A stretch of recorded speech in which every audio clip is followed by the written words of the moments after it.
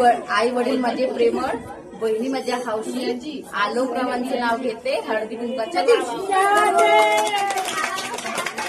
आपल्याला म्हणतात फादर, मदरला म्हणतात, आईला म्हणतात मदर, संध्यारावाचे नाव घेते सोडा माझा पदर.